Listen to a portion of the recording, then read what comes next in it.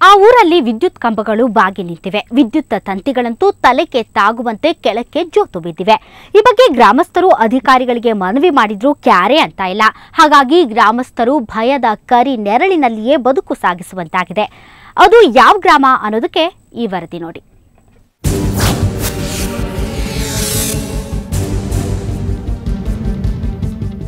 ಇನ್ನೇನು ನೆಲಕ್ಕೆ ಬೀಳುವ ಹಾಗೆ ಬಾಗಿವೆ ಕಂಬಗಳು.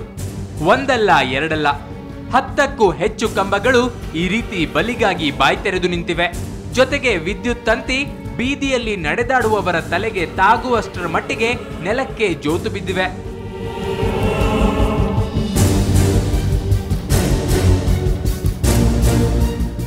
ಗುಲ್ಬರ್ಗಾ ಜಿಲ್ಲೆ ಆಳಂದ ತಾಲೂಕಿನ ಲಾಡ್ ಚಿಂಚೋಳಿ ಗ್ರಾಮಸ್ಥರು ಭಯದ ನೆರಳಲ್ಲೇ ಓಡಾಡ್ತಿದ್ದಾರೆ.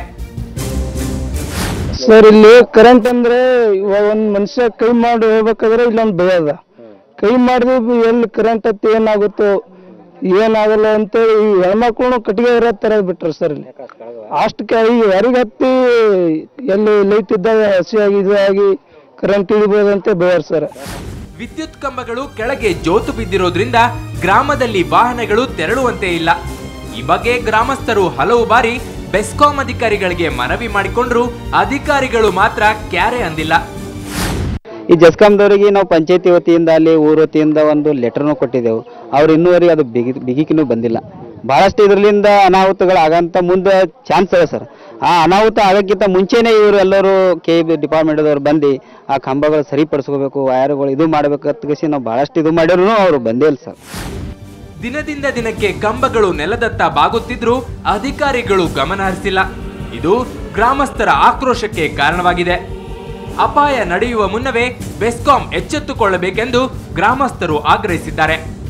ಶರಣಯ್ಯ ಹಿರೇಮಠ್, ಸುವರ್ಣ ನ್ಯೂಸ್ 24/7, ಗುಲ್ಬರ್ಗಾ. ಕಾರವಾರದ ಕಡಲ ತೀರದಲ್ಲಿ ಮೀನುಗಾರಿಕಾ ಚಟುವಟಿಕೆಗಳು ಮತ್ತೆ ಗರಿಗೆದರಿವೆ. ನಿಷೇಧದ ಅವಧಿ ಮುಗಿದಿದ್ದು ಕಡಲ ಮಕ್ಕಳು ಸಂತಸದಿಂದ ಸಾಗರಕ್ಕಿಳಿದಿದ್ದಾರೆ. ಮೀನುಗಳಿಲ್ಲದೆ ಬಣಬಣ ಅಂತ ಇದ್ದ ಮೀನು ಮಾರುಕಟ್ಟೆಗೆ ಇನ್ಮುಂದೆ ಮೊದಲಿನ ಕಳೆ ಬರಲಿದೆ.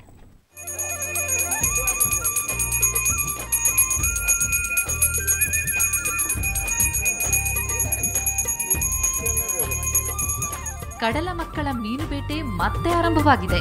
ಅಬ್ಬರದ ಮಾನ್ಸೂನ್ ಹಾಗೂ ಮೀನುಗಳ ಸಂತಾನೋತ್ಪತ್ತಿ ಸಮಯ ಅನ್ನೋ ಕಾರಣಕ್ಕೆ ಜೂನ್ 1ರಿಂದ ನಿನ್ನೆವರೆಗೂ ಆಳ ಸಮುದ್ರ ಮೀನುಗಾರಿಕೆ ನಿಷೇಧಿಸಲಾಗಿತ್ತು. ಈಗ 2 ತಿಂಗಳ ನಿಷೇಧದ ಅವಧಿ ಮುಗಿದಿದೆ. ಬೋಟುಗಳಿಗೆ ಪೂಜೆ ಸಲ್ಲಿಸಿ ಕಡಲ ಮಕ್ಕಳು ಮತ್ತೆ ನೀರಿಗಿಳಿದಿದ್ದಾರೆ. ಹಾಗಾಗಿ ಇದುವರೆಗೂ ಮೀನಿಲ್ಲದೆ ಖಾಲಿ ಎನಿಸುತ್ತಿದ್ದ ಮಾರ್ಕೆಟ್ಗೆ ಮತ್ತೆ ಮೊದಲಿನ ಕಳೆ ಬರಲಿದೆ. ಬಾಂಗ್ಡೆ, ಬೈಗೆ, ಫ್ರಾನ್ಸ್, ಸಮುದಾಲಿ ಮೀನುಗಳು ಹಾಗೂ ಇನ್ನಿತರ ಕಡಲ ಉತ್ಪನ್ನಗಳಿಂದ ಕಂಗೊಳಿಸಲಿದೆ. ನಮ್ದು ಈಗ ಗೌರ್ಮೆಂಟ್ ಪ್ರಕಾರ 1ನೇ ತಾರೀಕಿನಿಂದ ಬೋಟ್ ಸ್ಟಾರ್ಟ್ ಆಗಿದೆ.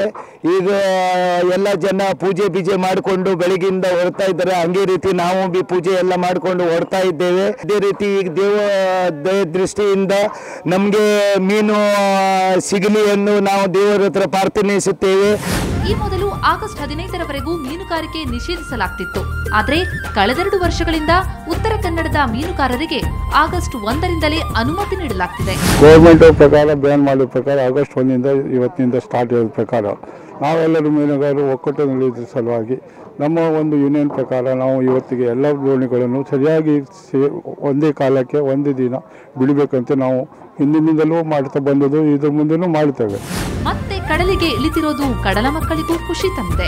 ಲಾಭ ನಷ್ಟದ ಲೆಕ್ಕಾಚಾರ ಹಾಕ್ತಲೇ ಕಡಲಿಗಿಳಿದಿದ್ದಾರೆ. ನಾಳೆಯಿಂದ ಮಾರುಕಟ್ಟೆಗೆ ಮೀನುಗಳು ಬರಲಿವೆ. ಆದ್ರೆ ಅವುಗಳ ಬೆಲೆ ಮಾತ್ರ ಹೇಗಿರುತ್ತೆ ಅಂತ ಹೇಳೋಕ್ಕಾಗಲ್ಲ. ಕಡ್ತೋಕ ಮಂಜು, ಸುವರ್ಣ ನ್ಯೂಸ್ 24/7, ಕಾರವಾರ. ವನ್ಯಜೀವಿ ಪ್ರಪಂಚದಲ್ಲೇ ಅಪರೂಪ ಎನಿಸಿದ ಘಟನೆ ಒಂದು ಮಂಗಳೂರಿನ ಪಿಲಿಕುಳ ನಿಸರ್ಗಧಾಮದಲ್ಲಿ ನಡೆದಿದೆ. ಕಾಳಿಂಗ ಸರ್ಪದ 100ಕ್ಕೂ ಹೆಚ್ಚು ಮೊಟ್ಟೆಗಳಿಂದ ಈಗ ಮರಿಗಳು ಹೊರಬರುತ್ತಿವೆ. ಇದೇ ಮೊದಲ ಬಾರಿಗೆ ಕೃತಕ ಪರಿಸರದಲ್ಲಿ 38ಕ್ಕೂ ಹೆಚ್ಚು ಕಾಳಿಂಗ ಸರ್ಪದ ಮರಿಗಳು ಲಾಸ್ಯವಾಡುತ್ತಿವೆ.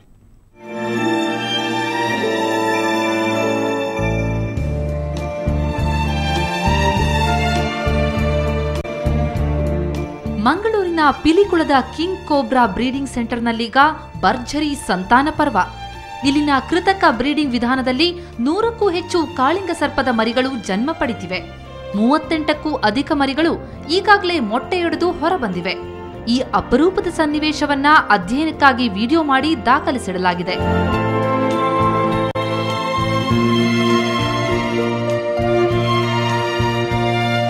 ಉರಗಗಳು, ಕಾಳಿಂಗ ಸರ್ಪಗಳು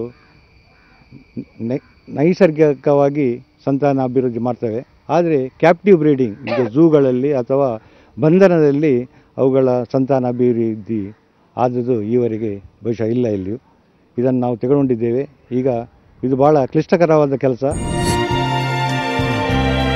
ಇಲ್ಲಿ ಸುಮಾರು 70 ದಿನಗಳ ಹಿಂದೆ 4 ಕಾಳಿಂಗ ಸರ್ಪಗಳು 100ಕ್ಕೂ ಅಧಿಕ ಮೊಟ್ಟೆ ಇಟ್ಟಿದ್ವು. ಈ ಮೊಟ್ಟೆಗಳನ್ನ ಇಲ್ಲಿನ ಉರಗ ತಜ್ಞರು ಕೃತಕ ಹಾಗೂ ನೈಸರ್ಗಿಕ ವಿಧಾನಗಳ ಮೂಲಕ ಕಾವು ಕೊಡಿಸಿ ಮರಿ ಹೊರಬರುವಂತೆ ಮಾಡಿದ್ದಾರೆ. ಈ ರೀತಿ ಕೃತಕ ಪರಿಸರದಲ್ಲಿ ಕಾಳಿಂಗನ ಮೊಟ್ಟೆಗಳು ಒಡೆದು ಮರಿಯಾಗಿರೋದು ಇದೇ ಮೊದಲು ಎನ್ನಲಾಗಿದೆ. 2.5 ತಿಂಗಳ ಮುಂಚೆ ಕಾಳಿಂಗ ಸರ್ಪ ಮೊಟ್ಟೆ ಇಟ್ಟಿತ್ತು. ಆ ಮೊಟ್ಟೆ ಈಗ ಒಡೆದು ಅದನ್ನು ಮರಿಗಳು ಬರ್ತಾ ಇವೆ. ಸಾಧಾರಣ 80 ಮೊಟ್ಟೆ ಇದ್ದದರಲ್ಲಿ ಈಗ ಸಾಧಾರಣ 32 ಮರಿ ಹೊರಗೆ ಬಂದಿರ್ತದೆ. ಬಾಕಿದು ಮೊಟ್ಟೆಯಿಂದ ಮರಿ ಬರ್ತಾ ಇದೆ. ಈ ಉರಗ ಮರಿಗಳನ್ನ ಬೆಳೆಯೋವರೆಗೂ ಜೋಪಾನವಾಗಿ ಸಂರಕ್ಷಿಸೋದು ನಿಸರ್ಗಧಾಮದ ಜವಾಬ್ದಾರಿ. ಈ ನಿಟ್ಟಿನಲ್ಲಿ ಇಲ್ಲಿನ ತಜ್ಞರ ತಂಡ ಹಗಲಿರುಳು ಶ್ರಮಿಸ್ತಾ ಇದೆ.